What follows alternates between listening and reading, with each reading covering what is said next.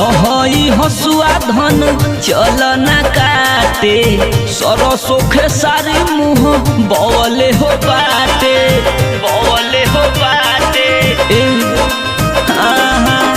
लहई हसुआ धन चलना काटे सरसों खेसारी मुँह बवले हो बाटे।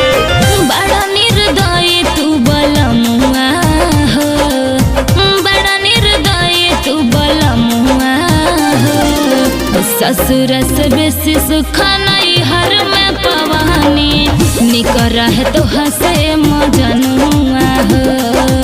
ससुर से बेसी सुख नैहर में पवानी निकर है तो हसे मजनुआ हो।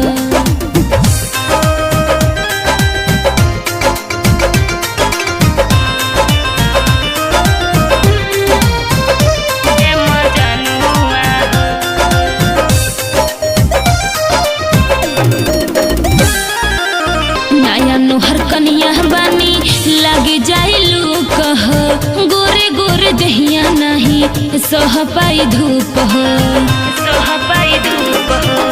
करबू न काम अहुरी काज ये धनी कैसे आई घर में अनाज ये धनी। बुझा दुख में हर के सजनुआ हो, बुझा दुख में हर के सजनुआ हो।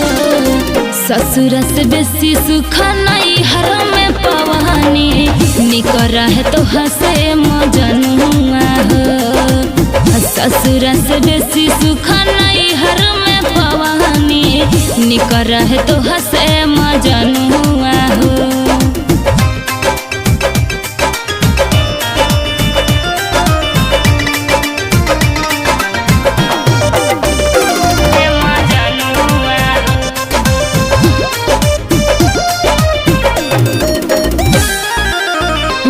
पापा घरे कैमी एसी में आराम हो, चैत के घाम से जर जाई चाम हो, जर जाई चाम हो। सैया सोनू सीतम तो किसान होवे हो है धरती माई के इहे जान होवे हो। मनेला निधि के कहनुआ हो, मनेला निधि के कहनुआ हो।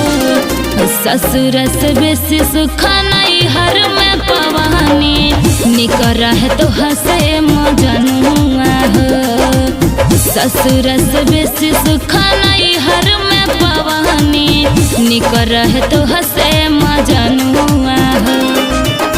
लहई हसुआ धन चलना काटे सरसों खेसारी मुँह बवले हो बाटे। बड़ा निर्दय तू बलमुआ हो, बड़ा निर्दय तू बलमुआ हो। ससुर से बेसी सुख नैहर में पवानी निकर है तो हसे मजनुआ हो। ससुर से बेसी सुख नैहर में पवानी निकर है तो हसे मजनुआ हो।